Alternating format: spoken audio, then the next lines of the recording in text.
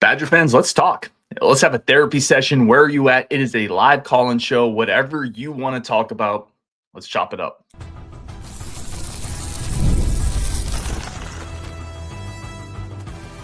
You are Locked On Badgers, your daily podcast on the Wisconsin Badgers. Part of the Locked On Podcast Network, your team every day. What is going on, Badger fans? Welcome to Locked On Badgers, your team every single day, part of the Locked On Podcast Network. Really do appreciate, as always, everybody that's a part of this community. I'm your host, Ryan Herrings. Today's episode brought to you by FanDuel. Right now, new customers can bet $5, and if your bet wins, you'll get $300 in bonus bets, $300 in bonus dollars to use across the app. Download the app today. Just call-in show. So this will be wherever you guys want to take it. We already got 4 people in the queue, so we're going to, if you guys want to join, the link is in the chat. It's also on Twitter. I'll put the link back in the chat. If anybody wants to dial into the show, feel free. This is a community show. We will go wherever y'all want to go with it. I put the link back in the chat. Let's start with Jason. He's the first one up here. Jason, my friend, what is going on? Hey, how you doing? My biggest take so far, listening in all the chats, my thing is we have to find out what the university wants to invest in athletics, to be honest with you. That's the key, because it doesn't matter if the university doesn't put money into the NIL, everything like that for players and coaches.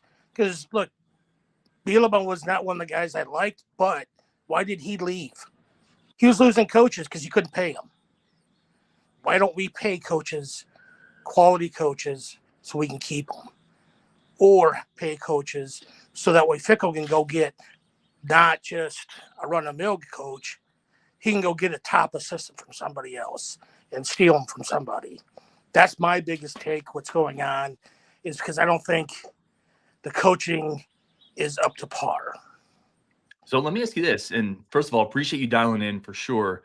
Do you think this is mostly a resource thing at Wisconsin? Not just coaching salary, but also NIL stuff? Do you think that's the biggest problem that we're facing right now? I think that's a huge part of it. Because if you look around the Big Ten, and if you even look outside the Big Ten, and I was catching on split screen, Texas Tech, what have they been for the last few years? They just went out and spent $24 million on their football team. Yeah. With the coach they have. Everybody had a big thing about Ohio State last year spending over $20 million on their team. And you know, Oregon is paying probably 30 or more. I mean, yes, Oregon has a better resource for money to be flown in all the time, but Wisconsin has resources that they can do, or even with the new deal, with the television deal, they have how many millions coming in for that every year, and what they already have. I think Fickle has been doing a phenomenal job of building a recruiting department to go out and find players and find different aspects in there. But the problem is, how many players have we missed because, nope, we're not paying them. There's players out there that are, I mean, I hate to say it because you're talking 17, 18, 19-year-old kids coming out. Yeah, or even the sophomores or juniors that actually been on fields, pay them. Give them some money. Give them something that is really showing that you have an investment in them. I mean, look at Michigan's quarterback they have now. Bryce Underwood. Yeah, I mean, and look at other quarterbacks that are out there. I mean, Indiana even did it. They took I'll say this. I think it's a really good point you bring up. And I don't want to cut you off. I apologize. We have about 7 people in the queue, so we're going to have to kind of push through people quickly. But P in the comments says here, totally agree with this guy. I think it's a good take. Like, I don't think the investment has always matched the expectations that Wisconsin has. I will also argue that we should be getting more bang for our buck as well. For the investment we have made, it should be better. I will agree with that as well.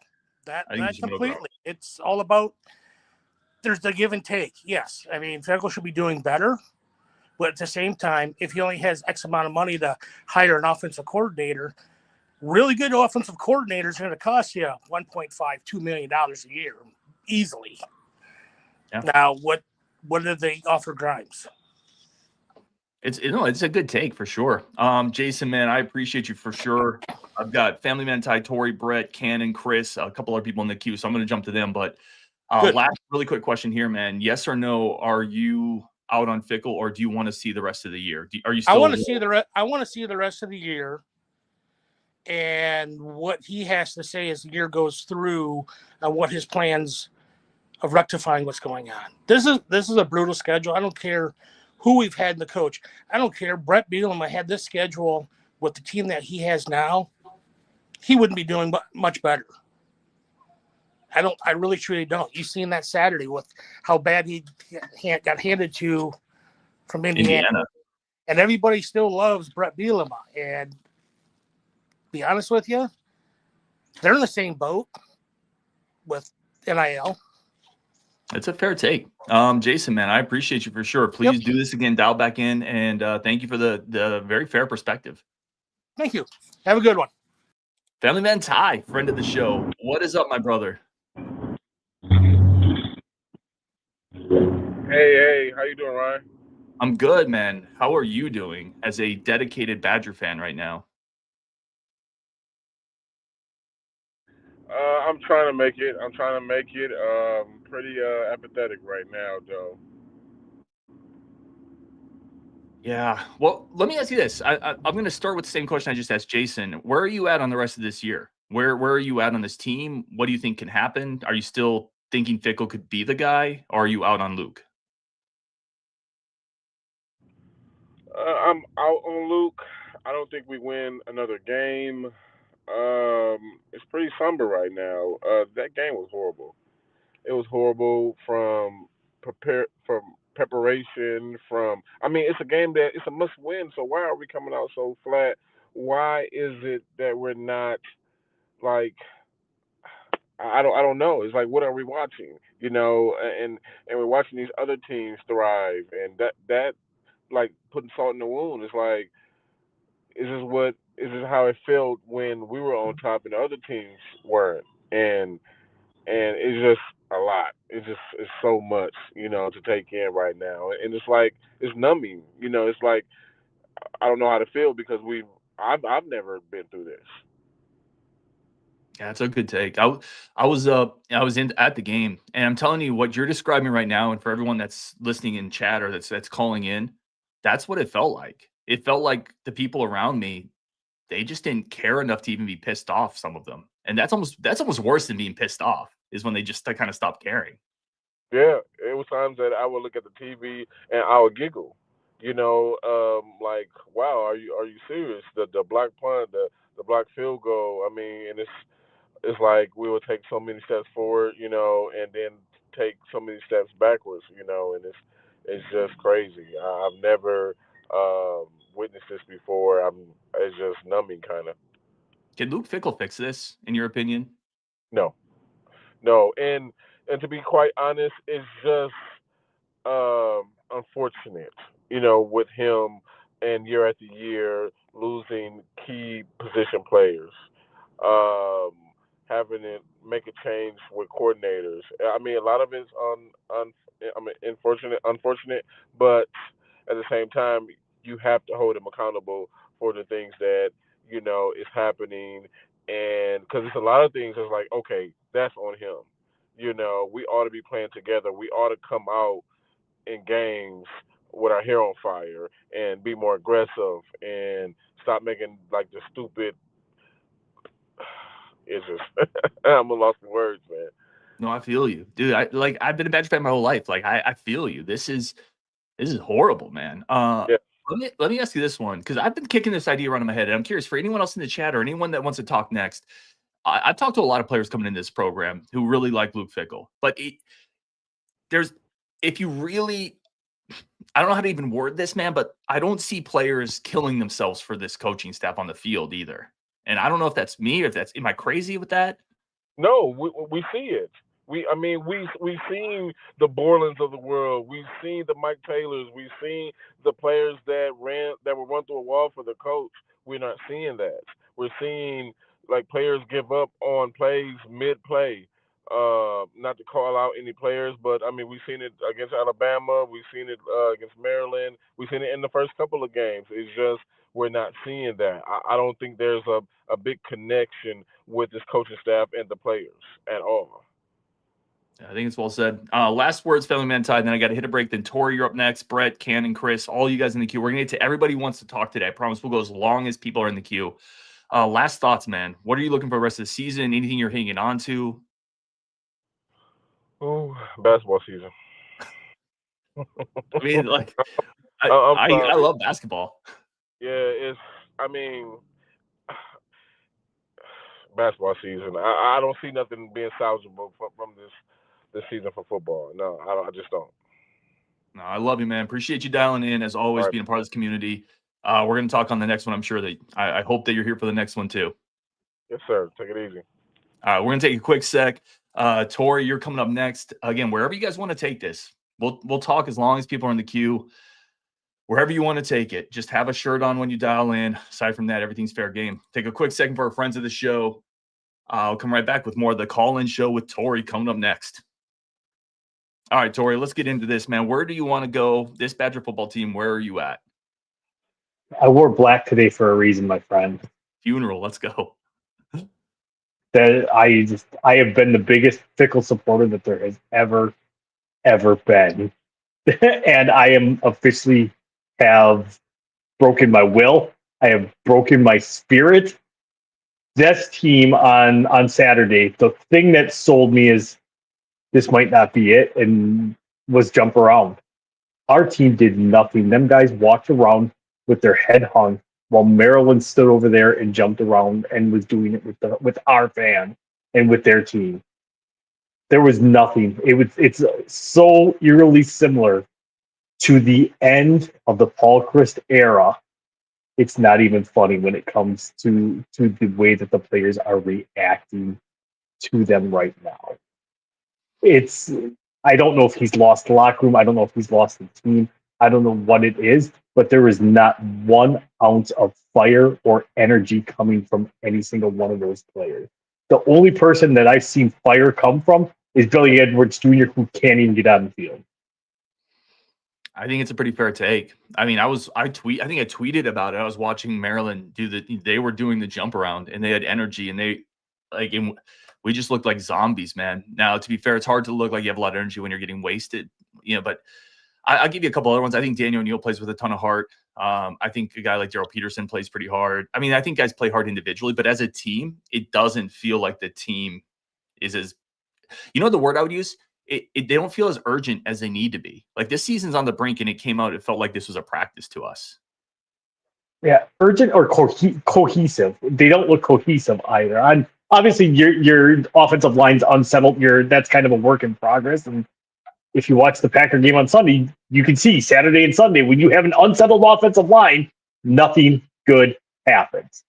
But even like I questioned, okay, you have a freshman quarterback that's going to sling it. Yes, he's mobile, but we did not try to get after them. We did not bring the stunts and the blitzes like we did the first couple of games and get after a freshman quarterback like you should. Yeah, he might beat you a few times getting around the outside, but now look at the end of the first half.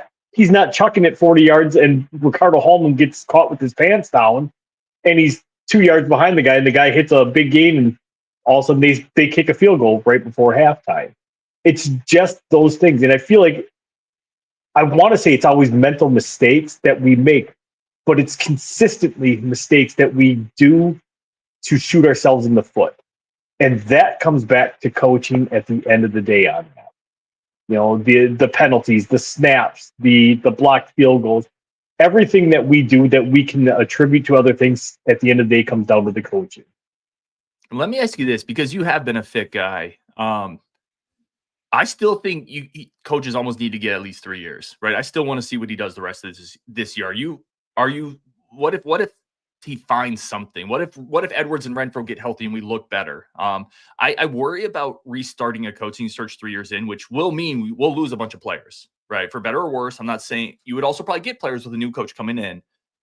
I wonder if fans know how much talent will leave, and if that I'm not saying that's a right or wrong answer or decision, but I'm just curious if he can do anything the rest of this year to get you back on board. I guess is maybe a better way to phrase my question.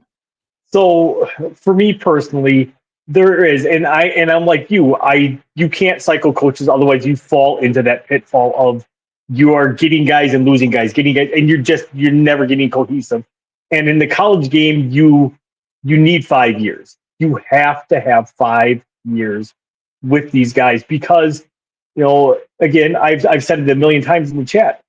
Fickle came in right as NIL and the entire game changed. He was always known as he would get these guys, he would develop them. He didn't have to recruit them every single year and keep them. He knew who was going to be there the next year. We don't know that anymore. I mean, we all thought Xavier Lucas was signing the deal and coming back. That did not happen. So there's so much unknown, and that's where I want to believe in Fickle, but he also needs to adapt his, not so much his coaching style, but the way he does things from a development standpoint to how do I keep these guys? How do I get them here? How do I keep them and then develop them? You have to be a 3-part coach now. Yeah, I think it's a good take. Tori, I'm going to pop off with you for a sec. Appreciate you. We got Brett, Cannon, Chris, Kevin, other Kevin, Mike, Mark, Jesse. We got a bunch of people in here, so I want to make sure I get through everybody. But, dude, as always, appreciate you, and I appreciate you in the other places where we communicate as well, my friend. Absolutely. Have a great day. All right. Thanks, Tori. All right. Let's get Brett up here. It is good to see you again, my friend. Yeah, it's good to see you as well, man. Wow. Where are you at? I've kind of, I don't know. Saturday. I felt like a lot of people probably did feel I've hit the apathy stage where I was like, this team can no longer hurt me. Like it was bad. It was pathetic. It was just embarrassing to see a team I grew up watching that usually can hang its hat on something. And we don't have that identity. We can't seem to find. It feels like we're grasping at things. It feels like Grimes is grasping at, like, what can I do? He's pulling things out of his bag when we can't even get a snap off. It just feels like it's just so hard. I watch so much football, and I watch so many teams that have quarterbacks that it's just, oh, that looks so simple. 15-yard out, so simple. Snap, throw, catch, inbounds. Awesome. And we can't even get a snap off. Let me ask you the Grimes thing, because I was watching the game. You and I are very similar on this, I think. I thought we got extraordinarily complicated given the inexperience we have in some spots.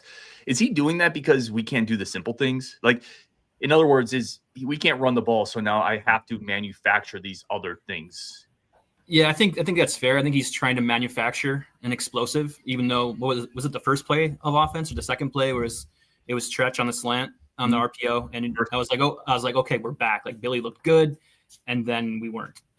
And then we had a block. Like, it was just all these things. Just this entire situation, this entire experience has been, from the beginning, has been a disaster. If you go back to the launch, you can go before the launch, the way they handled the Paul Chris firing, the Jimmy Leonard hiring, unhiring, and then hiring Fickle.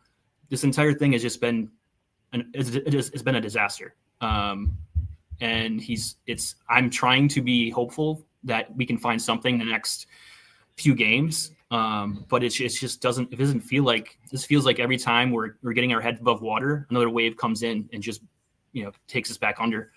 And I don't know where. I mean, the defense is good unless the other team can throw the ball with a half a heartbeat.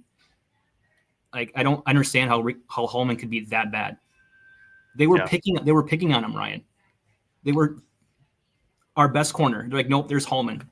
We're going after him.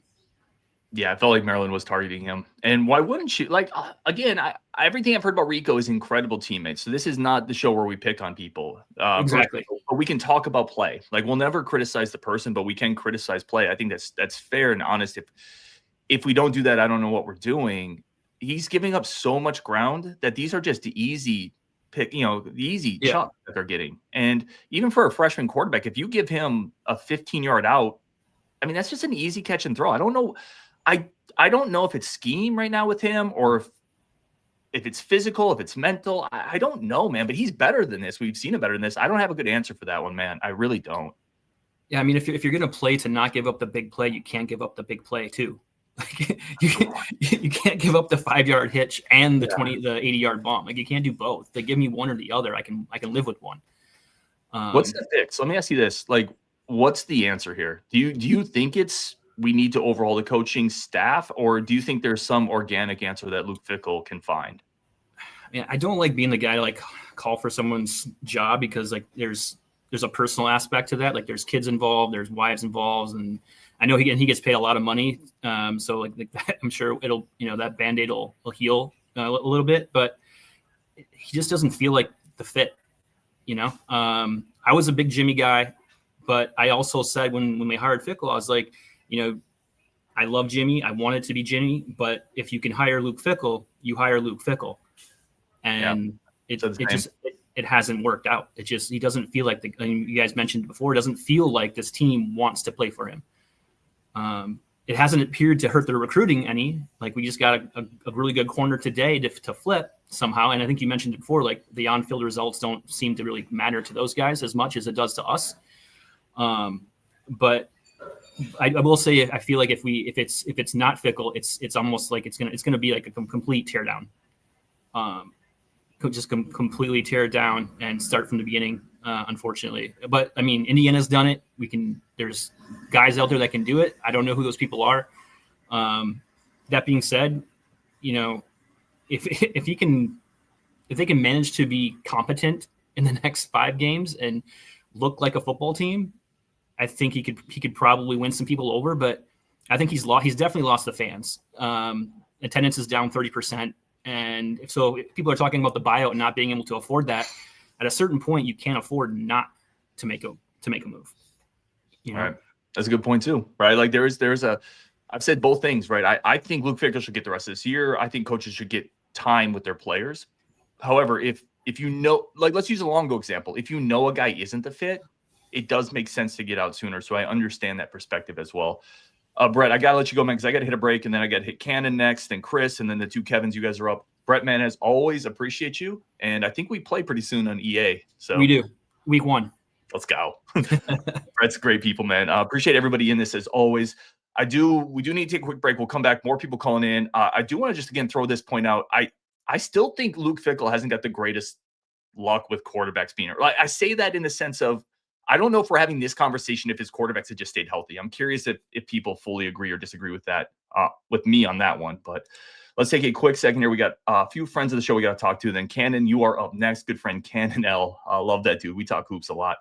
Today's episode is brought to you by our good friends over at DoorDash. DoorDash is incredible because I like eating food and I'm not a very good cook. So DoorDash comes in weekly streaks. You can build your streak every Saturday that you order DoorDash. You just stack those up. And with DoorDash, you're going to be able to get a little bit more money because you're stacking those streaks up. DoorDash can save you up to $250, including $100 in DoorDash credits. Order this Saturday. Keep the streak alive. Fuel your game day only with DoorDash. Terms do apply. Promo period through 11/18. Today's episode also brought to you by our great friends over at FanDuel. FanDuel is absolutely incredible. Again, NFL season's here. College football is obviously back. FanDuel is the official sportsbook of the Locked On Podcast Network for a reason, because they're amazing. And right now, FanDuel, you can bet $5. If you win, you get $300 in bonus bets to spread across the app. That can be on parlays, futures, teasers, spreads, basketball coming up. It could be on baseball still going on. And obviously, NFL, Packer fans had a lot to celebrate this year. Whatever you want to do, you can do that over on FanDuel. Spice up your sports weekend, live in-game betting. So if you're ready to play, download the FanDuel app now by visiting FanDuel.com to get started. The FanDuel app, place your first $5 bet today. And finally, but not least, our show is also brought to you by the great people over at Square, celebrating all the businesses that make small neighborhoods incredible over at Square. Right now, you can probably think, if I asked you to close your eyes and picture the thing that makes your small neighborhood amazing, the shop that you could picture, probably a local bar and grill or a coffee shop, a breakfast joint. I go down to Main Street to the lunchbox to get my breakfast. Wherever you go, every neighborhood has their places that make it feel special, that make it feel like home. That's what Square celebrates. And those businesses run on Square. Square is a proud partner of more than 4 million neighborhood businesses around the world. You can go to square.com/go/LockedOnCollege to learn more. But before you go, support your favorite neighborhood spot. You'll be happy you did. All right, let's come back here. Let's get Canon L on the show. Waiting patiently. I appreciate everybody waiting patiently, by the way. We're going to get through everybody. As long as people are in the queue, we'll keep going. My guy, man, what's going on? Oh, nothing much. Start off, I just want to say the Niners need to fire their athletic trainer. Dude, why can't we get through a season without 7 guys getting hurt? I know nobody on here cares because most people are Packer fans. Or, bro, Bosa out today, ACL. He tore the same ACL he tore last year, the same one. Sports are too stressful, bro. I need to get into like plastic modeling, like building boats and planes or something. Sports are too friggin' stressful. I'll do locked on models. All right, man. Where are you at on this Badger football team? So, I mean, like, I've had a lot of time to think, and like, first things first is we should never lose to Maryland in the fashion that we lost to them. Like, Maryland probably will never be a top 15 team in the country. They just probably won't. I just don't think they have the resources to. And they pretty much just bent us over and said, we're better than you, which I don't think they are. I don't think Maryland's football team has more talent than we do. And I put that on Fickle. I do. I think you need to have your guys in a position to where you can beat them. And you might say maybe my linebackers are better than their running backs, so I'm going to blitz them a little more to exploit that matchup. But it just seems on defense, he just wanted to rush forward and drop everybody else back and just let them pick us apart. And I think the 2 biggest problems with our team are our defensive line and our offensive line. And I say the defensive line because we have gotten no pressure. Like, everyone wants to say that they're better, but we haven't. Ty Simpson sat back in his pocket and could make his bed and do whatever the hell he wanted and was just picking us apart. And Malik Washington did the same thing. Like, we didn't get any pressure whatsoever. And that puts our secondary in a bind. Like, I'm sorry. I love Rico. I'm sick of the trashing of Rico because he hasn't played good though. Like, he has not been very good. I understand that, but he's put in a position where he has to play back. He can't play up because his line doesn't get no pressure. So he can't put himself in a position to make more plays. He has to play back because he knows, well, if I have to cover this dude for 8 seconds, because my defensive line can't put any duress in the quarterback. If you watch Florida State play Alabama, the way they beat them is because their defensive line was in the backfield all night, and it made Tyler Simpson uncomfortable. When we played him, he was not uncomfortable at all. I mean, he sat back there and did whatever he wanted. I think it's a good point, but I actually think our defense line is better. Like, I agree with you on the O-line. I think Reiger's still getting pressure, and I think Ty Simpson got rid of the ball usually pretty quickly. Now, I also said we didn't get enough pressure. Like, our pass rush fell off there. But I thought he got rid of the ball pretty quickly in that game, to be honest. I think our biggest problem is O-line. I think that is still the biggest problem. Well, that's another I disagree. I don't think I from watching the games, I don't see us generate. I just don't. Well, that's fair. Again, like, we never have to agree on things on this show ever. So I totally get the perspective on it. And you're not wrong. Like, the defensive line and the pressure could certainly be better, right? But I think they've been okay this year, if I was going to be honest. And our offensive line, I also put that in Fickle too, because one thing that I've noticed is we don't really have depth there. We didn't have depth to begin with. We had our starters were good, but then after that, it kind of just got whatever, whether that's because people are inexperienced. Like, I think Mandel's good. I just think he's young. He needs a little more time to fully get into stride to where he can, be an all Big Ten type of player. Like, where he came from, he didn't pass block much. So he's still learning, the pass blocking. And I put that on Fickle because he spent so much time getting portal transfers for the defensive line. When he needed to address the offensive line, he needed some backup, and we needed a backup center. Like, we don't have one, and our snaps are terrible, and that throws everything off. And when Haywood went down, I was one of the proponents that we should have went and got the left tackle from South Dakota because he was a stud. I've watched him play. As you know, my dad went to USD, so I go to most of their home games. He was a stud, and he would have started, and he's probably going to be an all Big 12 left tackle and probably a first-round draft pick. I felt like we should have paid up and went and got him to replace Haywood at left tackle.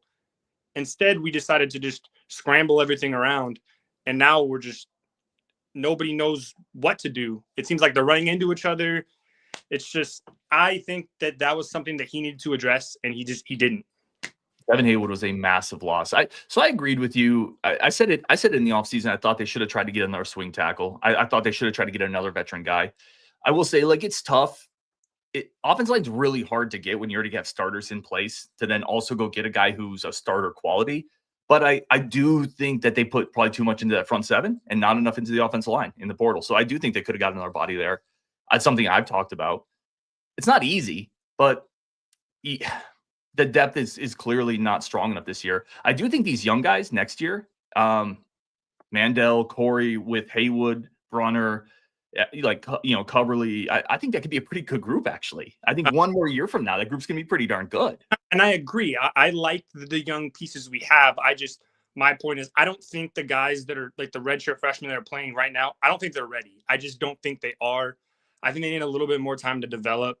I like all the pieces that we have. It's just, I think it's too soon. And I also think I don't like Grimes. I didn't like the hire at first. I felt like we should have splurged a little more. I like the guy that ended up going to Sacramento State to be their head coach, the go offense. We were never getting him, though. We weren't going to get him. We could have if we spent the money. I don't think he's here. Let me do this because I got to let you go because I got to get a couple Kevins. And Chris, I saw your comment as well. Just dial back in, and I saw you in here, so dial back in, please, if you want to jump on. Very last thought here: are you out, or are you? I want to see the rest of the year. I think we have at this point we kind of have to let the rest of the year go. But I'm honestly pretty much out. I don't think he's the guy. I just don't think he is. That's fair. I'll play you later. Okay. I'll play you this week. We play too? God. First of all, for those who aren't watching, Cannon's going to kill me. Chicken, right? Yeah. Yeah, I play you week 0. We can play tonight if you're down. Gosh, can't wait. All right, let's get Kevin in. Kevin, man, thank you for being patient. Welcome back. Kevin's been on the show a couple times. Again, everybody in the queue, thank you for being patient. Again, we're going to be here as long as you guys here. I definitely understand if people have to drop off, but I love having these type of shows. So, Kevin, man, where are you at? I was kind of saw this as sort of a throwaway year to begin with, but I wanted to see some progress, some, fight. And so that kind of scares me a little bit. Just like, okay, yeah, this is, not necessarily the year we were, it's not a year that was supposed to be that good anyway, but, it was supposed to be better than this. So I'm kind of leaning closer to like it might be time for a change, unfortunately. I really didn't want to get here, and I really thought that things were going to get better. And, I'm not at practice. You guys went to a few. And I don't know, it seemed like, according to you guys, they fought a little bit more during the practice to not as physically against each other, but, they performed well in practice, it sounds like, and just hasn't translated to the field. And maybe that's just them playing each other. Maybe that's just if the team might not be that good and they look good against each other. So I'm not sure exactly, how that all happened, but yeah, it's just really, really frustrating watching this happen. And then just like another injury to Billy Edwards was like, just that was like insulting almost. I'm like, oh, you got to be kidding me. And I was happy to see him out there. It really was. I did not think that he wasn't I thought they wouldn't put him out there if he was not 100%. And so I thought, okay, whatever, throw him out there. And then I saw he wasn't, and I'm like, what are you doing? Like that was just so, if I would have known that, I wouldn't have wanted him out there at all. So just, hold him out till at least the bye week. So that was really, I get he wanted to play, and I know the significance of that, but you gotta be smart with that. And it almost kind of deflated the team again when he got hurt. So it just seems like this is a team that when one bad thing happens to them, it just kind of snowballs, and it affects not only the offense, it affects the defense, it affects the special teams, which is really strange to say that, but it somehow, like the quarterback going down, it's almost like the Aaron Rodgers effect. When he goes down, it hurts like the entire team. It's not just the offense. So it's kind of frustrating to see this, continue to happen year after year. And I still really wonder what this would look like if we had the starter the whole season. I still want to see that that's why I kind of hope he's back next year, just so we have a chance, barring any more injuries, that we would have a planned starter play most of the year, hopefully all, but at least most of the year. Just see if it doesn't work, then we can say, hey, we tried it and it didn't work. But right now it feels like we're trying some of it, but we're not, like, we don't have the full experience to really say, oh yeah, he's just an awful head coach. And he just can't make it work with the guys. Like, he hasn't really had a chance to do it with the guys. And that's not an excuse necessarily, but it's part of the, part of the plan is, like, you didn't think you were going to have to play with mostly backups. So that's really tough. I just don't like it's so hard to evaluate. I'm still kind of like in shock that this is where we're at, 2.25 years into this.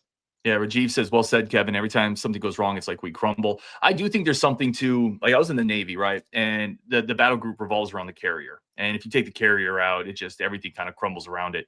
It doesn't feel like we reacted great to Billy going down. It felt like we had a lot of probably hope in Billy. And when he went down, it feels like it just kind of went into shambles. And that's not okay at home. It's not. I think it was kind of a tough spot for Danny, who wasn't getting number one reps all week, to then suddenly be back put in that spot. The offensive line wasn't good for him. He got hit around and he made some mistakes. And then it just feels like it crumbles and there's no stopper. Who's the leader who steps up and says, no, this is enough. Chill out. Let's go run the ball for 5 yards and fix it. It's frustrating, man. And I think your point is really well said, that I don't think we'd be having this conversation if for the last 3 years this quarterback stayed healthy. I don't. People can disagree with that, and it's totally fair. I don't think we'd be having this exact conversation. I think we would have been to a bowl game last year. I think the Maryland game is much closer, right, if Billy plays. So it is good seeing you, man. Next time we talk, let's please do hopefully on a happier one after a win. What's your final thoughts on the rest of the season? Are you out? Do you want to see what happens? And then next, Chris, you're coming up next. We still got Kevin, Jesse. Really absolutely appreciate everybody's patience. Are you out, or is the rest of the year still something that matters to you right now? I mean, the rest of the year still matters to me a ton. I still think maybe foolishly that there could be an upset somewhere in here. And so I'd really like to believe that they can win one of these next 8 games. That would be really nice and make me, at the very least, feel a little bit better about where things are. And so, but I'm leaning away from Fickle, unfortunately. Like, I was a huge pro Fickle guy too, and I'm really starting to get off that bandwagon, unfortunately. And so, yeah, it's too bad to say that. I hate saying that, but I'm just kind of starting to get closer to being out on Fickle, even though I really want to be in on him. No, that's fair, man. Dude, I appreciate you as always, brother, and we will talk soon. Thanks. Chris, my guy, thank you for jumping. Oh, I put Jason back on. Chris, thank you for jumping back in, man. Appreciate you. I was going to say that looked like Danny DeVito, not me. Yeah, that does not look like you. I love the Star Wars shirt, man. My son's favorite character is Darth Vader. So where are you at on this team right now? Oh my God. Ryan, where do we start? I mean, we brought him in and we said championships. Where is the progress towards that goal?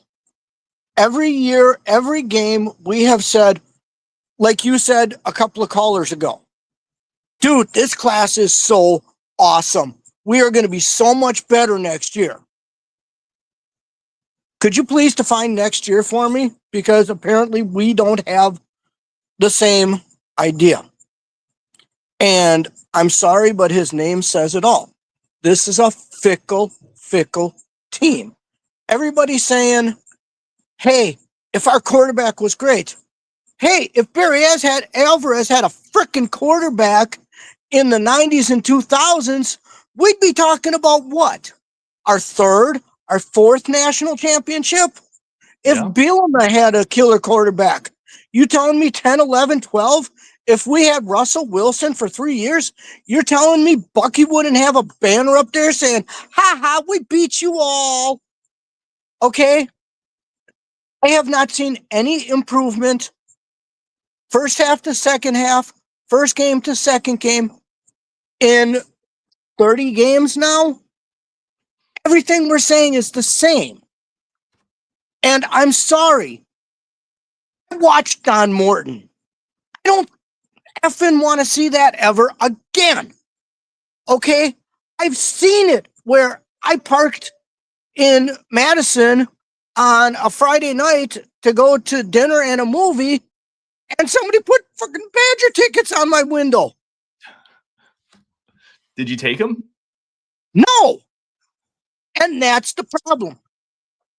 Everything you're seeing right now, we've got a massive hole in the underwater part of our hull. Okay? We got torpedoed. Now, you're a Navy man. How long do you wait? How long do you wait until you plug that hole? How long do you let the boat sink until you say, you know, dude, we might want to fix this? Now, I'm sorry to say it's not a Fickle problem. It's a Macintosh Fickle problem, because I don't think Macintosh has the footballs to go out there and say, guys, I screwed up. Barry Alvarez used to say all the time, don't let your mouth write a check that your bleep can't check. Go ahead and fill in that bleep if you want to. No, I don't want to get you censored. Yeah, no, I appreciate the kindness. You know, everything. Ricardo Hallman can't play great because 10 guys aren't doing their job. This is an 11-man sport. Okay? Now, if all 10 guys do great and a safety misses a tackle, it's 7. Ricardo Hallman misses it, he's the only guy out there. Has he lost his spirit? Are we just that freaking despondent? And yes, I think it's a Fickle coach, because I have yet to see him rip anybody a new blank. Mm. And I have yet to see, maybe it's because my first real head coach for this team has the field named after him. And he came out, and I've said it before, go back and look in under Scott Mullenweg, Hope, that's the name I post under. The beginning of this year, I was like, hey, guys, chill. We were 5-2, and then things went bad. We may not be that bad this year. I was expecting growth and development. I have not seen either of those. I have not seen the players living up to their hype. I have not seen a single evidence of the coaches coaching. I have seen management. And I'm sorry, but we brought in a Conference USA coach, and now we're playing like a freaking Conference USA team. I mean, in the Conference USA, you get 3 or 4 studs that go to the NFL. You're in the freaking playoffs getting your butt whooped by Ohio State. You do that up here? Go live on the coast, dude. USC and UCLA would love to see you. And guess what? Northwestern would not be afraid of us now. No, I don't think any team in the Big Ten is afraid of us now. We do not play with any piss and vinegar. We do not. I mean, look at all the players we have in the NFL for the last 20 years. What did they all have in common? They came in, they worked hard, they were taught, they were coached, they got better, but they all played defense with piss and vinegar. Go get the ball with bad intentions. You don't see it. When was the last time you saw anybody hit and driven? I will say Allegro's had some moments this year where he's done that. Christian Allegro's done that. I think he plays moments. better. One guy. Can I say the exception proves the rule? Yeah, listen, I mean, I'm not saying your perspective's wrong for sure. Like this team, where's the hope is what I'm saying. Where's the hope? What evidence do we have that there is growth and potential and that we're on the precipice of bouncing up instead of continuing to go down the S-bend, which leads to the sewer?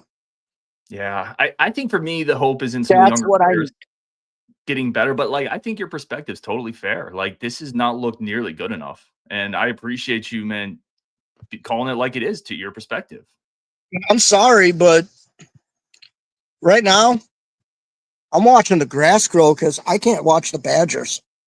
My Lord Lester I mean- says, I love this guy. Gavin says this guy gets it. Listen, I think it's a fair perspective, man, for sure. I mean, if Fickle came out and just said, guys, this team sucks. We need to improve. I need to improve. Everybody here needs to step up. I am right now putting everyone in the Badger football program on notice. You improve, you try harder, or you get the hell out. And to be fair, we don't know that's not happening in the locker room, right? Like, not every Well, coach. here's how it happened Saturday. Yeah, that's true. So let me ask you this, because Saturday is all I can judge on. I don't have backpass like you do. Well, I can't go in there and see guys getting pissed at each other and holding each other accountable, in helmet and shoulder pads. No, and to be fair, I'm definitely not in that spot either. So I don't know that's happening or not happening. Last thoughts here for the rest of the season, because I definitely got to get to Kevin, Jesse. I see Raul, Mark as well. Is there anything he does the rest of this year? Are you completely out, or are you interested to see what happens in Michigan? Or is there still some hope you're clinging on to here?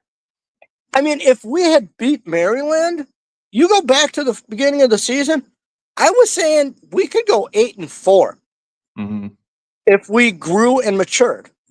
You can look it up. My mouth wrote the check. But the problem is I need to see growth, development, and improvement. I need to see the defense fly into the ball. I need them to play like their pants are on fire. I need them to say, hey, we're 28 points underdogs against Ohio State. We got nothing to lose. Let's just fly, baby. Yeah. A good coach will take good players and have a good team. A great coach will take good players and have a great team. And I have not seen Fickle be a great coach. Everybody says culture, community, all that stuff. I've yet to hear, Grimes can take a guy. I think Grimes is a decent fit for the Badgers. I do too. Not under this head coach. I don't think Tressel knows what the hell it is to be a defensive coordinator. But then again, Chris Ash, Justin Wilcox, Dave Dorns, Dave Aranda, Jimmy Leonard. It's a pretty high bar that they've had here. You ain't jumping over that bar. You're gonna hit that bar, but I at least want somebody going up there and saying, when Barry came in, he said, get your blank in the seats because in 3 years, you ain't going to do that. I think it's fair. The alumni are pissed. We're going to lose donors if we don't turn around. A lot of alumni and a lot of former players are upset. Like I've heard from some of each, right? And they have a reason to be upset because Wisconsin should be better than this. I think there's things. Well, I think they need to put their money where their mouth is. And I think if all these great alumni we have throughout the college and especially in the NFL put some money up. I think it's a good point. Dude, I mean, look at it. We got a 40-year-old quarterback that's still making shit tons of money. He should have a statue and he should have a check coming in and saying, I'm sponsoring the quarterback. Look at all those linebackers we got. I'm going to sponsor an inside linebacker. I think it's a great point that a lot of people do complain about our NIL, but a lot of those people don't actually put into the NIL. Like it is a really good point. I do got to let you go, man, because I got a few more people in the queue and I want to make sure I get to everybody, but this is awesome. I appreciate you letting me bitch. And I hope do it again, please. I hope sometime this year we can say, man, that was a nice old fashioned Barry butt whooping. You know what I always say, but Chris? I don't see it with Fickle. And I think he gets this year to prove it. But next year, he's got a candy cake. And if we ain't in the playoffs, get his ass out of here. I will give him that. I'll say this, Chris. One thing I would say is regardless of where we think, we're all Badger fans. We all want the same thing. So I hope next time. Dude, I watch old Badger games on tape. Dude, I love it. By the way, Zach Bart says, I like this guy. And Chris says, this guy needs to have a permanent segment. I'm all for it. All right. If somebody can teach me how to freaking work the phone and to call in and get on, dude, Ryan can call me and I'll try not to swear more than 4 times per segment. Yeah, I appreciate you restraining. I saw a couple that I appreciate it. I tried to bleep myself when I was about to say something bleeping bad. Dude, I appreciate it. I'm going to bring Kevin in, man. Chris, thank you for sure, my friend. And please call in again. I will try. Kevin, man, good friend. Thank you for being so patient. Hey, Ryan, how are you? How are we doing? Well, I think, here, I listened to Brian Smith today. You got to get him on this week. He did an episode on Florida and Virginia Tech and UCLA. And if you want to know what's going to happen the rest of the season, listen to those episodes. The point he made that's going to tell us what's going on is what he calls the 4-game rule, that you can play 4 games and then you can redshirt. And if you see a bunch of guys either getting injured or redshirting, that means they're out probably and going to transfer. And it's sad when you think that could happen to us now, because that means we're in a rebuilding process for another 3 or 4 years. And I listened to Jesse Temple. He thinks Fick could get the 4th year as well. And I don't know. I don't see it happen. We got negative momentum now that I don't see how he can break it. If we won 7 games next year, who cares? I mean, it's just not going in the right direction. I can tell you what I think will happen, and then you tell me if you like it, hate it, somewhere in the middle, whatever. I don't think there's any way he gets fired midseason. I don't think he gets fired after the year. Like, I don't think I think even if we go like 3-9, I don't think he's going anywhere. That's my take on it. And I know fans may not want to hear that. I'll say this too. I don't hate it because I really think you need to give coaches 3 to 4 years. I pretty firmly believe that. I know people will disagree with that, and that's also totally fair. Where are you at on that? And is there a way to know for sure that he's not the guy after 2 years? Well, that game we just watched, that doesn't tell you something. Here's the thing. Tell me one coach that went backwards for 3 years and then became a huge success. You can't think of one.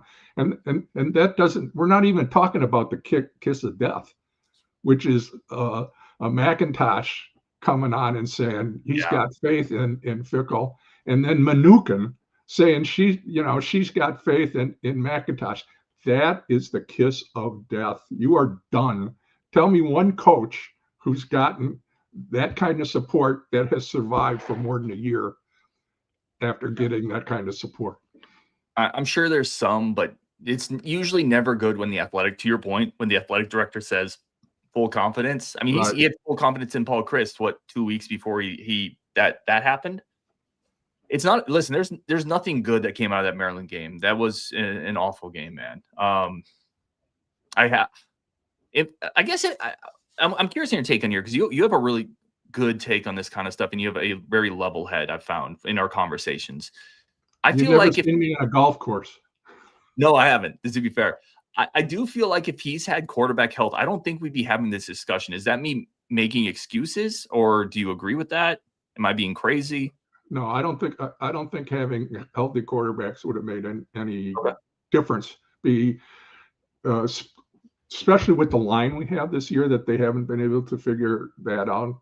Billy would have been running around like crazy. He's not going to play much differently than that. And when you run around that much, and then you start trying to make plays, and you get a couple of interceptions, then you're holding the ball longer, like Danny is. And that just kills you. Would we had a little success more success in the prior 2 years? Yes, but would still be saying at this point of this year that we haven't seen development of the players. And what about the guys who left and had success? Several of them. Yeah, I mean, in the Indiana-Illinois game, Nowakowski caught a big pass. I read that in the article. I'm going, Riley Nowakowski, didn't he play for us? And I looked it back up, and sure enough, Listen, I mean, it's just Dylan Barrett at Iowa State is a starting offensive lineman for them. He was a Badger. Some receivers have gone on. Keontae Lewis and DK have both had good roles in other places. Like, that's a good point. That's a very fair point. Yeah, he's got negative momentum, and I don't know how you break negative momentum. And I am worried. I mean, does he keep one of the one receiver that he flipped surprises me, because I don't think he was going to keep any one of the 10 or 12 guys that were there this last weekend to see that game. I don't know how they would want to come in and play. I'll tell you this. You're talking about the cornerback they just got, Donovan Dunmore. I'm going to do a separate show on that, guys. By the way, people are wondering where my Donovan Dunmore show is. Players don't care, and this is from talking to players and talking to people. They don't care as much about the in-game results when they're there. They care about the connection to the staff, those kind of things. So the extra results don't bug them as much. Certainly winning always helps, but that's a smaller thing there. There was a comment in the chat, which I think was good. We asked, when was the last time a coach got the athletic director vote of confidence and did well? Jim Harbaugh at Michigan is an example of that, where he had a couple years where he backslid. They came out, they said he needs to prove it this year. Then he went on to win a title. Now, Michigan resources are also not Wisconsin resources. Like, it's not the exact same thing, but I thought that was a good point from whoever brought that up in the chat. Well, you only had to steal the signs from the other teams to do Also it. true. Listen, it's also true. Kevin, I'm going to let you go, my friend. Dude, I really thank you for being patient. But any last thoughts on the rest of this year? And then Jesse, Mark, Raul, you guys are up next. Chris McIntosh said no apathy. I'm apathetic at this point. I'll go to Iowa. I'll look forward to seeing you guys. I'm going to go to Oregon, see Rajiv. Can't wait to do that. But I don't know. Thank God it's basketball season. Pretty soon. I can't wait for hoops. I'm not going to lie. Kevin, thank you so much. I can't wait to see you at the Iowa game. Again, we're doing our lockdown meetup event there. Appreciate you, brother, and we will talk soon. Take care. Jesse, my brother, thank you for being so patient, man. Sure thing. How's it going? It's just a lifelong Badger fan enjoying the aftermath of a beat down by the Terrapins. Feel that. Where are you at? So, realistically speaking, I personally think where I'm at right now, headspace-wise, I do think I'm on the side of things where Fickell, I think, should be let go mid-season or soon or whatever you want to call it. But no matter how much I want that, and this is coming from a person who was, when the Fickell hire was done, I was all in. I thought at the time it was the right hire as well. I don't think at the time you could have done a better hire. But at this point, the realistic expectation is I don't think it's going to happen mid-season like I would like it to. I think he is going to get until at least the end of the year just to see what he can do.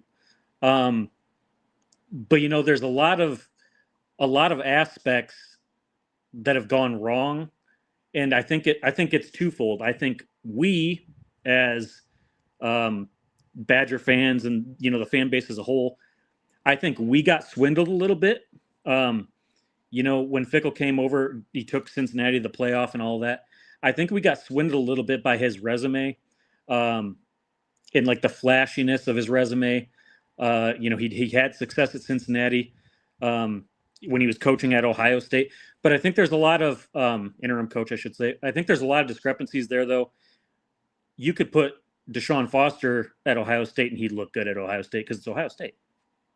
And Cincinnati, even pre-Luke Fickell, was a good G5 team at the time. Mm-hmm. So I think we might have fell for, my best analogy would be if you go buy a fishing lure and you spend $40 on a really flashy fishing lure and you take it out bass fishing and you snag it in a stump and it doesn't want to let loose in the stump and it's stuck. I feel like that's kind of where we're at. We got the flashy coach. He's stuck in the stump, and this has been going on now this is his third year.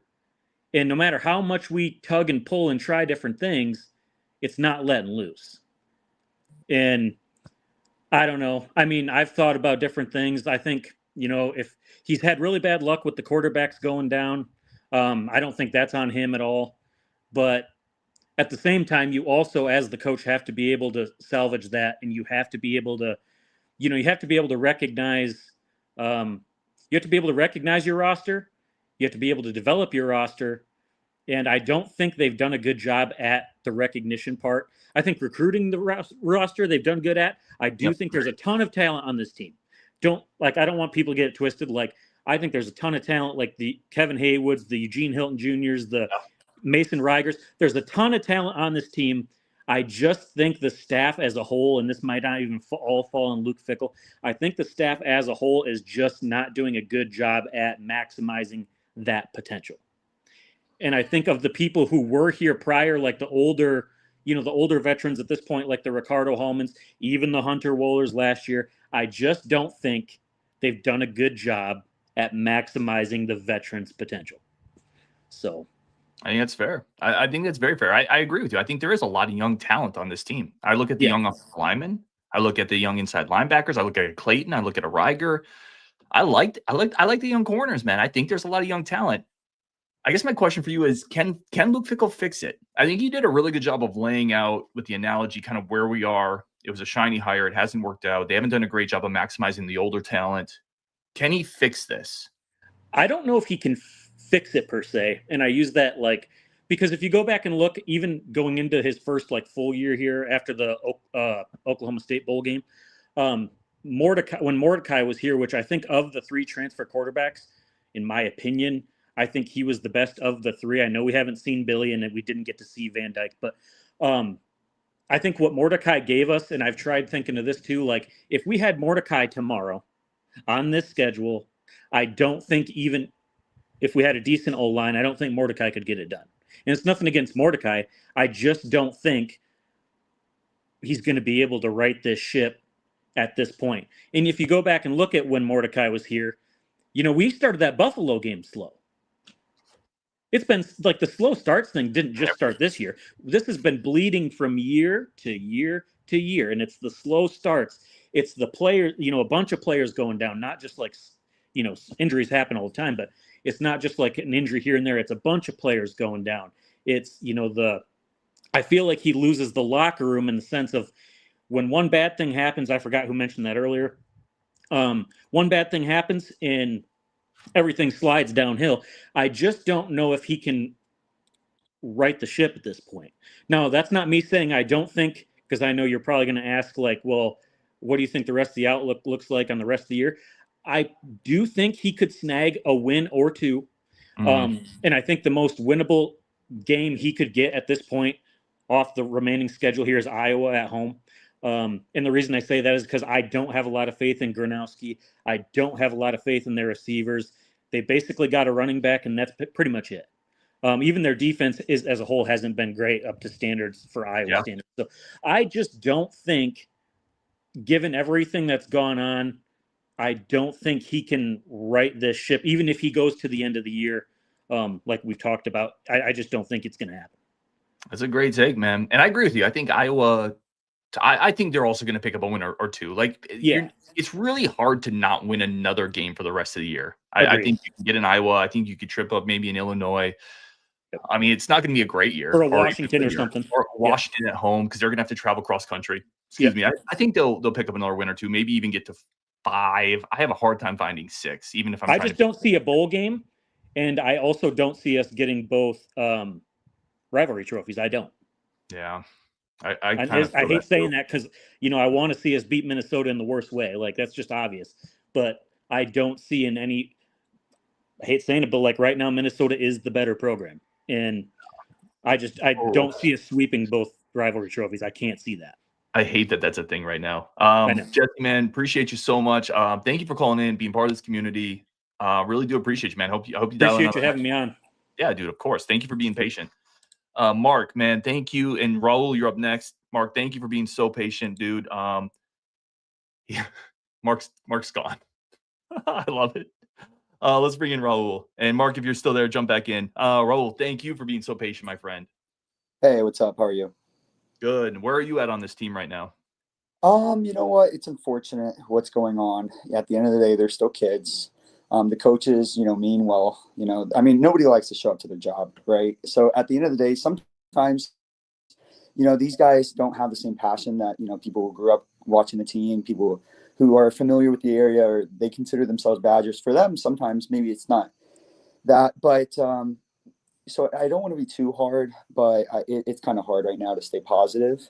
I think, maybe we can turn into like a trap game for some teams. Like maybe they, I don't think we're going to beat any of the big teams that we play. Penn State. I don't respect Indiana enough to throw them up there yet, but we'll probably lose to Illinois. We'll probably lose to Ohio State, and definitely those bigger name games. But maybe Minnesota, right? Maybe Minnesota might be ending the season well, and they're already bowl eligible, but they might not care so much about the game, and then we end up winning it. Or maybe Iowa, we have them at home, it's homecoming, so like maybe that'll have like a different energy. But yeah, we kind of suck right now, so it's all right. Yeah, it's true. It's true. Like, let me ask you this. What's the biggest problem on this team, do you think? Like, if you had to point to one, and it's never just one thing in life, in anything, but what do you think is the biggest thing that stands out to you? Sure. I don't want to be too hard on them. At the end of the day, we're all people. We're all just trying to do our best, right? We all have loved ones. But I think they care more about the looks than they do actually winning. I'm on the sidelines and I'm seeing, it's funny how earlier Kevin was talking about the 4 rule, red shirt rule, that, a lot of players, that's a big indicator. It's kind of like, hedging your bets. But I see Perkins on the sideline, looks big. I was a big fan of us, going after him, but then I see him in kind of like a bandage that like I'm kind of similarly in, because I have just a twisted ankle. I had like a twisted ankle. And I'm just like, wait. He's walking fine. Like, he's not limping too much. He's walking fine. He has a massive VVS chain on, where I'm just like, oh, okay. So he blew all his stipend on the chain, and he's probably living at the hub downtown. And, he probably gets to go, first line at whatever place, he doesn't mind. And I'm just like, oh yeah, he's just checked out. Or if I see Kenny Guyton on his phone on the sideline, and I'm just like, dude, there's 2 minutes left in the game. We've definitely lost. Everybody's already left, but people can still see you on your phone. Like, it just seems like you don't care. Or just anytime I see the TEAM on Fickle, I'm like, dog, like, that's so cute. You were able to embroider that before the game, and you came in through the walkway like a little runway without socks on. Like you had a stylist to do that. When I grew up going to Badger games, where the walkthrough was a place for the parents to talk to their kids, see them before they literally are cracking each other's heads against each other for 3 hours. And then also for fans to connect with them, but for the players to be able to like go into what was once a military base, where like actual guys would actually like brace the cold Wisconsin winters to fight. And like, instead of that, they're going in like it's a runway, and like like, look how cool I am. Like I'm in my, I get pizza after the game. Every single player I saw after the game when we were walking back, they have pizza after the game. Like, they didn't care. And so, yeah, a long-winded way of saying, I feel like there's not necessarily a culture issue, but it's just like, dude, why do we care about that stuff? Like, what I mean? Like, so yeah. What about the rest of the year? And then we'll get Mark, and then Ryan, you jumped in as well. What are you looking for the rest of the year? Where are you at on how to fix this, I guess, is the question. Yeah, totally. I want to be respectful of everybody's time, and then also you, for hosting it. Thanks. Being able to have these platforms to rant always helps. But I think, for Fickle, one thing that Kevin also said earlier that I found really interesting was the fact that I didn't realize that Mnookin had made a statement. I knew that McIntosh made a statement, and like, for me, I'm just like, all right, this was his first big move as AD. He's done well in every other aspect, every other sport, in my opinion. But this has been his big swing and miss, and especially the way that they fired Chris, the way they kind of like screwed over Leonard in a way, and then they made him sit on the sidelines with Luke in a bowl game, and then they gave him the credit, where it's just like, come on, dog, like, that's just rude. Like, one of these guys actually attended school here, and the other one here is just like, so I think I think Fickle and McIntosh also want to be there to support Fickle because everybody's just so tough on him right now. It's probably, I would not want to be in his position. I think the only supporters he probably have right now are either friends or family members. Like that, everybody, like when you hear people chanting for you to get fired, that's intense. Like that's actually really intense stuff. But I think if he can, like I said earlier, get some of those trap games, get some of those games where, we lose, we knew we were going to lose, but, we were able to, kind of pull out a, fourth quarter. We're still there. When jump around hits, we still kind of have a shot. They're not using it to like clown on us or whatever. And then also, once again, the guys seem bought in. So, yeah. But yeah, thanks for having me on for sure. No, dude, I really appreciate it. And I've seen you in the comments before as well. So I appreciate you being a part of this community, dialing in. I love the perspective. And you hit on something before I let you go that I think is really good. There's a human element to this. When Fickle was asked about the chants, the first thing he talked, it hit me when he said, I'm sure my family heard that. And I'm not telling fans to not chant or boo. Sure. No, dude, I chanted. I clapped. I didn't chant, but I clapped for sure. Well, I'm not saying that's the wrong thing, right? I want to make clear, like, people pay tickets and you expect a certain level at Wisconsin. But to your point, and you brought it up, I think it's really salient. There is a human aspect to this, and that's tough, right? We can be honest, and that's tough. Right. Yeah. He's still a guy. None of us have a manuscript on how to do life. And this just ended up being his calling. And we're also very passionate about our school. Like, and I think he now knows, like, all right, Madison's cool. It's a dope city or whatever. We like to drink or whatever. But like you had said this earlier, and I don't want to keep staying on longer than I have to. But you had said, like, we don't have Michigan money sometimes. And you're right. I'm currently filming from Ann Arbor. I'm definitely going to the game 2 weeks from now. But I see it here and I'm like, we definitely might not have Michigan money, but we definitely have a good amount to like blow. We're just very frugal. Like Wisconsin has always been very smart, very cerebral, very calculated, something that Fickle, I feel like he kind of throws under the bus sometimes. He cares more about looking smart than actually like reading the book or like, going in, oh, this is how the culture of the city is, or this is how the culture of the school is. The reason why the students aren't getting in on time is because that's what they've done for 40 years. I mean, like that is just the whole element of being in Madison. It's like, it's Madison over everything. It's the motion W over everything. Like, especially if you're not doing well. If you're not doing well, you're going to be let it know. So yeah, once again, like you had said, human element it's just a good point for sure. Like you had mentioned. Raul, man, I appreciate you, brother. Thank you so much for calling in. Yeah, I'll let somebody else in for sure. Yeah, Mark, you're up next. You've been super patient. Then Ryan, I do want to throw this up here really quick. Mark F says, don't feel bad for Fickle. He's being paid millions. Listen, I certainly understand that perspective. I think the fact that he's getting paid a lot is not, for me personally, that doesn't impact my empathy or my ability to feel for the human element of somebody or their family. Like, it's getting paid millions of dollars. It's still going to hurt if you are hearing certain chants, right? Now, getting paid millions of dollars also means those chants are fair. I want to be super clear. That doesn't mean he doesn't have to have culpability for the product on the field. But you getting millions, and this is just my opinion, and this isn't me singling out Mark because I see this a lot. It doesn't mean he's not still like a human, right? A human being. I don't know. It could be off on that too. Again, that's just my perspective, my opinion.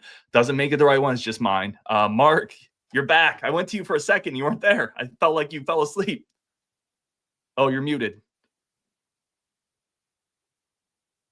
Better? I can't hear you. And Mark has been here for a long time, so I don't want to give him his chance, but I still can't hear you. Hello? Better. Got you. What is up, man? Thank you for being patient. Yeah, I just wanted to bring this up because I don't think anybody else has. When Max Daniker left, I felt really bad that we were going to go downturn in terms of recruiting. Stein was a big piece of that class. He's at USC now. For people who don't follow the program maybe as closely, Max Steinecker, part of the recruiting department, left before the season to go to USC. Yeah, that was a big loss. I agree. Yeah, I think that was a big loss. What about the rest of this right now? Where are you at on this team, like big picture? I don't know if it's possible, but I don't think McIntosh is the right guy for the hire. It's my personal opinion that Fickle should be gone before the year is mid-season. So here's my question. Listen, I've had other people talk to me about this and think you have to make a move now. What would you do next? Because that's kind of the follow-up question. If you do decide like we need to make a midseason change, who's the interim head coach? How do you handle that? I don't know who they would. Maybe Tressel? I don't know. That could be Tressel, and that's maybe not a fair question either. Like, it's not really your job to know who the next guy should be, but I think it's hard because I don't know if there's I think to my point, there's not an obvious next guy on staff that you would elevate.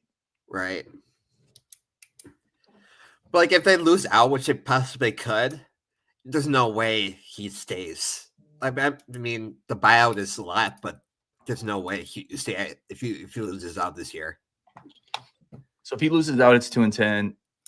Listen, I agree. I can just tell you from bits I've heard in places, I don't think there's a huge appetite to pay the buyout. Now, maybe that appetite changes if you go 2-10, right? Like people might have a different feel on that, but I don't know for sure. Yeah, yeah, I hear you. I didn't like the Grimes hire. It's like they're not getting like the amount of money, like they're like divvying it up, and they need to like get more money. You know what I mean? Like the hires and everything. Yeah, are you like if he wins a couple games the rest of the year, like if they pick off 2 or 3 teams, they beat Minnesota, Illinois, maybe Iowa at home, are you back in or are you out no matter what? I'm out no matter what. Like Okay. they shouldn't have put Billy Alberts out there at all. He didn't look good. Yeah, I agreed with that for the record. All right, Mark, any last thoughts here? I want to get Ryan in, and I think someone else just dialed into it and you dropped off. So if you dialed in and dropped off, jump back in. Any last thoughts here as we kind of go into the bye week? Relax, see what happens. No, appreciate you, man. Dude, and thank you for being so patient in this as well. No problem. My brother. All right, let's get Ryan in. Strong name. What's up, brother? How are you? Good, man. How are you doing? You know, just reminiscing about great Badger teams of yore. It's all day, every day these days, man. Where are you at on this group? I feel like I'm somewhere in the middle, right? I'm optimistic just based on the talent that we have on the roster. I'm probably going to be against the grain, at least based on what I've heard so far during this live chat. I don't see Fickle being hired by midseason or end of this season. I mean, I guess some of that depends on how some of the losses look coming up here against this, as we all know, a gauntlet of a schedule. But I don't see how you can let him go. You know, they've recruited well. They've brought in guys that, I mean, you know, under the Chris era or the Gary Anderson era, so on and so forth, we'd be killing for recruiting classes like Fickle and his staff have brought in since he got here. Really across the board. You know, they're bringing in difference makers at different positions that we, quite frankly, like as far as our, you know, standard recruiting classes went, hadn't seen. I just, you know, one thing that I was like at the forefront of my head was listening to Brett Bielema's comments following their blowout loss at IU this past weekend. He said, it's not the loss that defines them, it's how the team responds. And that's the one, I think, aspect of this team that is really just not shown up in a positive way at all, is anytime that they've gotten it handed to them or lost in close games, like it just feels like the next week they just haven't responded. They haven't come out like I think Kevin was saying, you know, with a fire lit under their rear ends. Yeah. And that's where I'm just like, I don't, under previous head coaches, and I'm not advocating that we should have kept Chris by any means or anything like that, but like those teams, it just felt like they were able to flush those losses and move on, and they'd show up the next week, they pretty even keel, and you knew what you were going to get. You know, you're going to get your best effort. Yeah, there'd be a little bit of sloppy games here and there, but yeah, I'm kind of rambling, but I don't know. I'm still optimistic for what this team could be. I'm 50-50 on Fickle, just with where the results are so far. But one thing that I was thinking about is who are the other hot coaching names that are out there right now? Like who would we really be eyeing to fill his role if we were to get rid of him by the end of the season? And then you obviously have they have to post the position. Because of the state regulations or whatever. They can't have a guy in waiting, so to speak. So it's just like, what do you have to gain? I guess if he were to be let go by midseason or by the end of the year. Well, and I don't even think you're rambling, man. I ramble. I think you're really, I'll be honest, I think you're in a spot that a lot of Badger fans are in where it just feels a little confusing. Like, why? Like, it's almost like the product coming out of the assembly line doesn't match the parts and expectations we put into the machine. This team has more talent than this. Like, I'm firmly convinced of that. And I don't think these coaches forgot how to coach. I think Grimes and Tressel are pretty good coaches. I like Whitlow. But the end result isn't there. And I feel like we're all somewhere in the middle trying to figure out what the hell is going on in this machine where these talented things we're putting in, we're not getting the end result we expected. And I think we're all kind of there. I appreciate your perspective on it for sure. I think, and I'm actually a little more aligned with where you're at. I don't think it makes sense to make a move midseason. I want to see what the rest of the year looks like. I can definitely understand the perspective of people who are said, no, this is enough. But I'm mostly in line with you on this. I'm curious because you brought up a really good point, how this team responds. That's something Brett Bielema talked about. I'm really curious to see what they look like against Michigan, because they're going to have to sit on this for a week, right? They're going to have to sit on this for 2 weeks. I mean, because of the bye week. I need to see them come out and just be pissed off, man. And whatever that looks like, if you lose, but I want to see a loss where you punch Michigan in the mouth a little bit. And if they don't, then I might be out after that point. I'll be honest, but I want to see, given the chance to respond, how do you respond? I think that's a good point you brought up. Yeah, no, 100%. They've got 2 weeks, like you said, to sit on this and get ready mentally, let alone the ability to kind of recover physically, right? Especially going up against Bama. I mean, that they were feeling every bit of that game, probably even going into this game against Maryland this past weekend. But, I'm not going to sit here and say that even if they do come out ready to go, that they're going to come away with a win against Michigan. I think their defense looks great. Their offense is, they're getting better. But, I agree that they really need to do some soul searching, certainly over this current week while they're on the true bye before they start prep for Michigan, or at least if that's how it rolls up there. But yeah, I definitely need to see some sort of response that at least be competitive in that game. I think Michigan is a gettable game. I just don't think the odds are really in our favor with how things are currently looking. And have to see who's going to roll out there. I haven't heard anything as far as whatever happened to Danny O'Neal going down against Maryland and all that. He took a lot of shots. That Yeah. dude took a lot of punishment in that game. That one thing I'll say about Danny O'Neal, and I've said it repeatedly, that dude has the heart of a friggin' lion. I mean, oh man, I appreciate you, brother. Ryan, do this again. Please call back in. Absolutely. Patrick Fanatic, you are up next. Appreciate you calling in as well, my friend. How are you doing? I'm confused, man. I'm confused because I have this point to bring up to you. So yeah, speak just a tick louder. I'm having a hard time hearing you. I want to make sure people in the chat can hear you. Okay, so based on just hype and anticipation, who would you rather have, Joel Stave or Graham Mertz?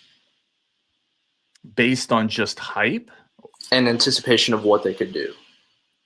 I mean, Mertz. Okay, based on anticipation, would you rather have and hype? Like, would you rather have Alex Hornibrook or Jack Cohn? Or not Jack Cohn, Tanner Mordecai. Mordecai for me. Okay, based on hype and anticipation, Alex Hornibrook or Billy Edwards? I would say Billy, but I feel like I've been lower on Billy than a lot of other people. So I don't know if I'm off on that. My thing is, like, the recruiting's gotten better. Like,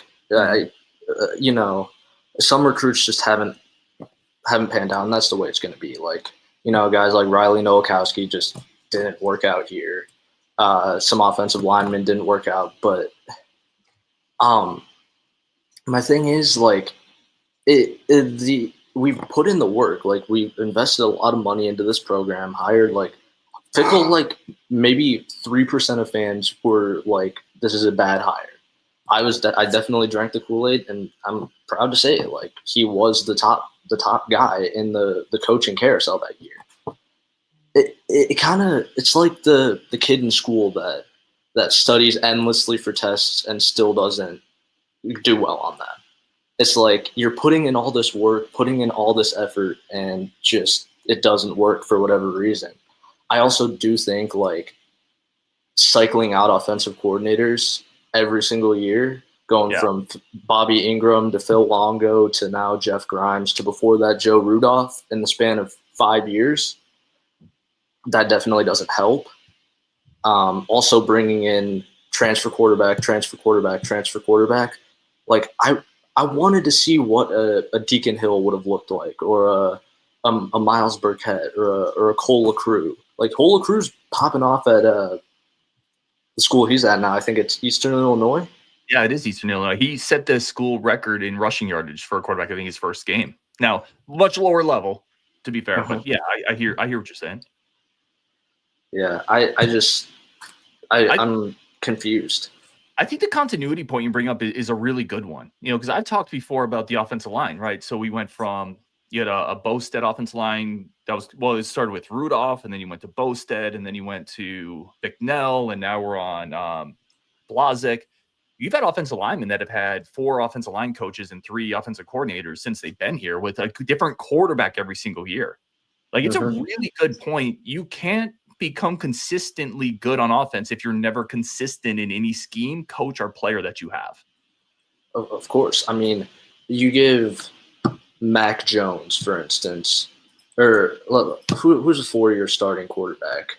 Or Cade Klubnik, for instance. You give him 4 offensive coordinators in 4 years. He's definitely not as good as people are saying he is. You give,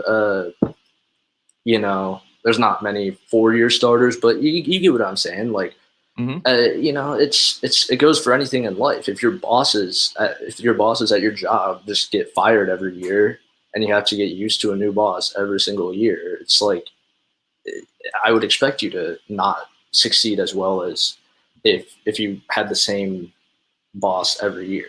So it's like the same thing in life. That might be honestly one of the hidden things that we don't talk about enough. And it's something I've talked about, but again, maybe not enough. Like, we just can't. We've had so much turnover on those offensive coaching spots, and now you've had a lot of injuries, so you have to switch in younger players on the offensive line. You have a different quarterback every year. Cole Ziegler in the chat says, stop doing transfer quarterback system every year. I mean, I think most people are on board with that, Badger Fanatic. I think most fans don't want to transfer quarterback every year. But then if you want that, you have to develop a high school guy, and they haven't been able to do that. So you have to go to the portal, which just goes back into your point of lack of continuity. I personally, like, the transfer quarterbacks, I feel like maybe if you gave them a full season, like if you give Mordecai a full season, he looked pretty good until he went down with that broken hand against Iowa. I think Van Dyke looked – I mean, I can't really say anything about Van Dyke. I think Billy Edwards before the injury, and you saw that one play, quick slant to Tretch, goes 75 yards. Like, the one throw he had basically that game, 75-yard pass, 75-yard completion. The talent is there. I mean, you got guys like Mason Reiger, Vinny Anthony, Kekahuna, Dylan Jones. Like, the talent is there. It's not a lack of talent, or I think the offensive line, definitely having injuries there with Renfro and Haywood, and having to put player third string center in a game, like, that's never going to work. Yeah. You know? It's the same thing in the NFL. Like, I know you're not a Packers fan, but as soon as our starting right tackle went down, we just couldn't run the ball whatsoever. And these are the best players in the world. So it's like I always go, the reason we were so good from that 2011 to 2019 stretch, we always had an amazing offensive line. The quarterback play was not good. Like, I think we can all agree, like, we didn't, besides Russell Wilson, there's really been no great quarterback play, but we controlled the trenches, guys like TJ Watt, JJ Watt, like so many other great players, and we had great offensive line play, which can, like, that can shield, Paul Christ from a lot of scrutiny that he maybe would have deserved, because you had Jonathan Taylor running behind 4 draft picks on the line, and Monty Ball and Melvin Gordon. Like, that's a good point, man. Like, let me ask you this, because I want to get to A2 Badger next. Are you out on this coaching administration? You start the show. I'm confused. Are you out on this, or do you want to see what the rest of this year looks like? I want to see what Fickell does with a starting quarterback healthy the entire year. I want to see, because let's be honest, you give Ryan Day, the backup quarterback, 3 games into the season. I think a lot of fans would want to be calling for Ryan Day's job as well. Like, or you give, let's just say, Illinois, because they're a team that we used to dominate and now we don't dominate them anymore. You give Brett Bielema the backup quarterback, I definitely think Wisconsin kills them at home this year. Okay, I'm down for that. And also, I want to see what Fickell does, with a healthy quarterback and a relatively healthy offensive line. And if if it's not good, then he needs to go. But it's difficult to win when you don't have the person that you plan the entire offseason around. I think it's fair. Yeah, man, I think it's very fair. All right, Ryan. I don't want to hold up anybody else. No, I appreciate I'd love to talk to you for an hour, but I know there's other people. Thanks, man, for having me on. Dude. First of all, for sure. Second of all, let's do a show sometime. Like, this community is literally all about people. If people want to put their view out there more, come jump on a show and let's talk about it. Let's talk about it longer. Mm-hmm. So hit me up on Twitter, and that goes for everybody in the chat. Like, this show is about getting more viewpoints in there and involving the community. So hit me up for sure. All right. Thanks. Have a good one. Appreciate you, man. A2 Badger. Thank you for being patient. I'm like, I thought I hit you in. There it is. What's up, my friend? Hey, what's up? Thanks for having me on. Yeah, man. Thanks for dialing in for sure. Humbling to have you on here. Oh, well, thanks. I'm a UW-Madison class 04. My first game at Camp Randall, Ron Dane broke the rushing record. And ever since that, I was just hooked, man. I've watched every game. I live it, like, the last few days. And, I've seen highs, seen a lot of lows over the last, 20 or so years. But, man, Saturday watching I wasn't there watching the game from home here in Ann Arbor. That's why I'm A2 Badger. I think that was my lowest. Like, the last few days have been rough days, and I'm out on Fickell. I don't think you fire him right now, but I think he's got to go at the end of the year. My take right now, my kind of take is I think he's an Ohio State guy. I think Tressel's an Ohio State guy. It's Ohio State. Their attitude is, we're going to get talent. We're going to put the better talent on the field, and that's how we're going to beat you. And I just don't think that's the Wisconsin formula. That's where I'm at. We need to get back to basics. I've heard that before, and I like how you put it. It's not just Fickell; it's Tressel, Fickell, Guyton. A lot of Ohio State connections that are kind of built in an ecosystem where we can have the best talent, and we're going to more or less out talent you. Where in Wisconsin, you got to develop. You have to, like most schools. Most schools are like that. I think it's a really good point. Now, you could say he did that at Cincinnati, like they did develop talent there, but it hasn't as much here. Although I will say the one spot I'd push back, and it's not even pushback because I definitely think you have a very fair perspective on this. But the talent that he's developing is still more or less younger, right? So we might see that next year, and it's possible we pull the plug on this a year too early if that's the case. Yeah, it's possible. And the quarterback luck has just been terrible. I'm excited about the recruiting, and I got to say too. I started watching your show basically at the beginning of the at the Fickell era, and I just want to say thank you to you because you make being a Badger fan better. I love it. I'm an everyday listener. Yeah, thank you. I love it, man. It makes me much smarter about the team, and I know about the pipeline of players, and I think they do have talent. But when you see a game like that on Saturday and just the stupid mistakes in every single phase, we're just not doing tough, disciplined Wisconsin football. It's just not working. Yeah, I think it's a very fair point. I again, I think, and again, thank you for being a part of this community, man. That's what this is all about, is bringing the community together, try to make it better to be a Badger fan. That's the ultimate goal of this. I want to see how the year ends, and I would love to see him get an opportunity to develop the young talent that we've really been excited about. But listen, I think it's fair to point out, you got to win games in the interim to be able to earn the right to develop the talent you bring in. And that's a very fair point. And that's the balancing act I'm having a hard time balancing, for lack of a better term. So I think you bring up a really good point there. You're in Ann Arbor. Are you going to the game Saturday? I am. Yeah, 2 weeks. I bought my tickets, a while ago.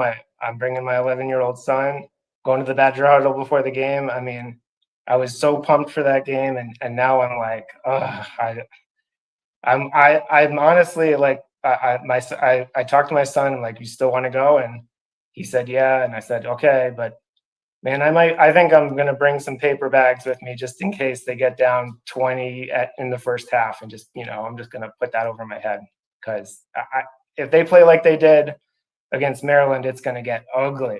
Michigan's good. I mean, you see how they got after Raul, like, and there, I haven't watched a lot of Nebraska football, but I can't imagine their line is worse than ours this year. I mean, I thought Hunter, I kind of want to give Hunter Simmons a chance to just kind of get back there and get rid of the ball quickly, because I think if our quarterbacks hold the ball, I just think we're going to get some more quarterbacks injured if we're not careful in the big house. It could get ugly. I think it's really fair. Like, the offensive line has played significantly better. I think defensively we can actually contain what Michigan's going to try to do to some degree. But if our offensive line doesn't get better, we're going to get. It won't matter if it's Hunter Simmons, if we bring back Alex Hornibrook for a year. Like, whoever's back there is going to get destroyed if our offensive line doesn't play better against that Michigan front. I think it's 100% true. They have some legit dudes coming off the edge. They do. Anyway, thank you so much for having me on. Appreciate it. Thank you for dialing in. Appreciate you guys so much. Again, I said at the beginning, we will go for as long as people calling in. A2 Badger, thank you for being part of this. We've been an hour 36. Thank you for every single person dialing in, for being a part of this community. We'll be back tomorrow. Talk more Badgers. A2 Badger, thank you so much, my friend, for dialing in. Hope to get you next time as well. On Wisconsin, for everybody that's in the chat, in the community, really do appreciate you guys. And we will definitely talk again tomorrow. Great guest coming up this week, too. That's called the tease.